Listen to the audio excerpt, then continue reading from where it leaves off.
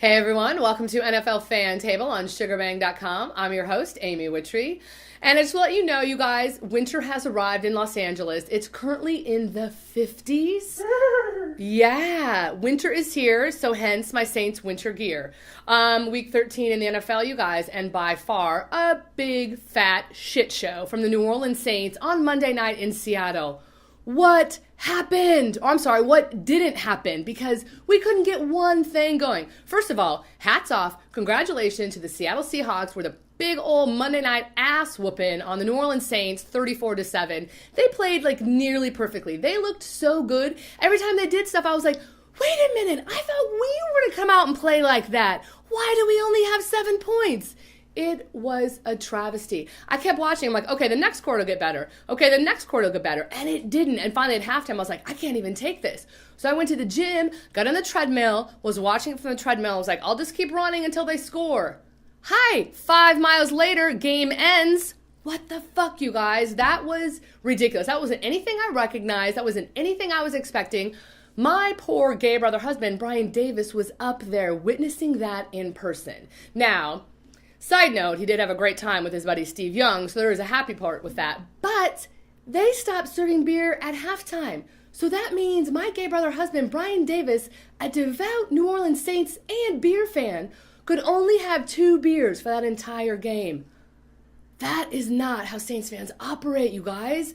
Holy shit. So that was so unfortunate, but my fingers are crossed that we would never have 2 games like that in a row. So I do expect to win this weekend at home against the Carolina Panthers, but good Lord, fellas, get it together, because that was just like, oh my God, it was just the worst fucking thing I've ever seen. That's what it was. All right, you guys.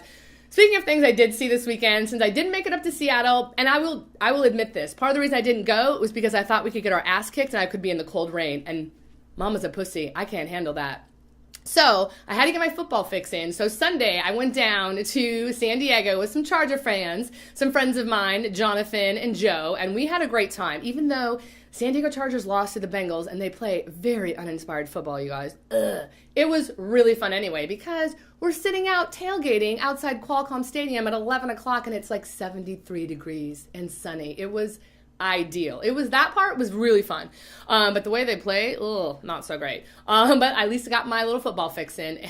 Other unfortunate Week 13 news, the Browns lost to the Jacksonville Jaguars. So unfortunately, they are now 4-8, but the number 4 does stand out for the Cleveland Browns because that's also the number of quarterbacks that they will probably start this season.